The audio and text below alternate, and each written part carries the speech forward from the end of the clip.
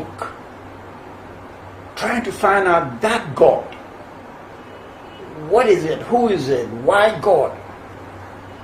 So after my search, not just Holy Bible, I went beyond the Holy Bible, how the Bible came about, who wrote it, when it was written, why it was written, and all that. how the whole story. I spent time, over 5 years, fishing deep into this God in the Holy Bible. And that book is the conclusion or my findings of the God in the Holy Bible. Okay. That is why I titled the book A Biography of the Biblical God. Now you might ask me, and not even you, people have been asking me, why biblical God? Why not God? You know, Christians in particular think there's got to be just one God. But if you go to other religions, each one has its own God, with descriptions, different descriptions. Like from tribe to tribe, traditions to traditions. That, I haven't even gone there. But if you go there, there are over 7,000 cultures in the world. Ashanti culture is one of them. We are Ashanti, so Akan people. We have our own culture and we have our source of God. We call something Nyankopon or Ochediampon, as I say, whatever name you give it to it. Culturally, we have our own God. But somehow it's being tabooed, it's being thrown outside as if it's nothing. There are over 7,000 cultures and therefore 7,000 gods in the world, on this planet. But especially Christians, they don't get it. This book is such dynamic that when you put your mind to it, it's so difficult to really reason, to really think. You mean the Bible? If you put your mind or your faith in the Holy Bible, you can hardly think straight. All your thought will be shifted towards belief in God and everything that surrounds you. It's God made. Everything is God, God, God, God. It does not make you think further or beyond God's realm. Why do you say that? Okay, now first of all, that question. Why do you say that? We have to understand what we mean by God. What is God? I thought you were going to ask me that question. Oh, I know it will come later on. It will. But let me explain G-O-D, what it means. Okay. Most dictionaries will define God as the omnipotent, the supreme power source, the creator, the Lord, the maker. The maker of everything, and you know, the supreme power that overrides every power on planet Earth. God is supposed to know what is coming tomorrow, next year, next 10 years. God knows everything. He has an infinite knowledge of everything. Everything that has happened or will happen or in the past, for centuries, God has, it's a kind of depository of all information. Yes. And all powers.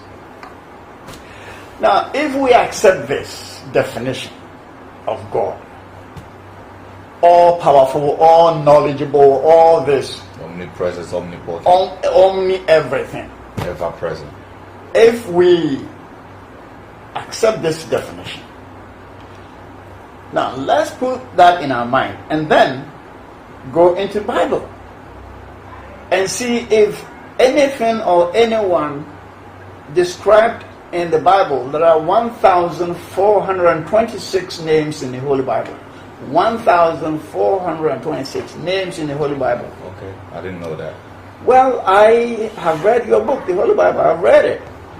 And let us find out if there is any one of them who qualifies to be called God, who has this omni idea of being that powerful, in that book, if you start from Genesis, you end up locating nothing other than fictional characters which traditionally we call Pokuanansisa. One, if you start from the book of Genesis, chapter 1, verse 1, you see that there is a statement that has about 1,000 different questions. Genesis 1, chapter 1, verse 1. It says, in the beginning God created heaven and earth. And most people don't think of this. But you, the listener, please,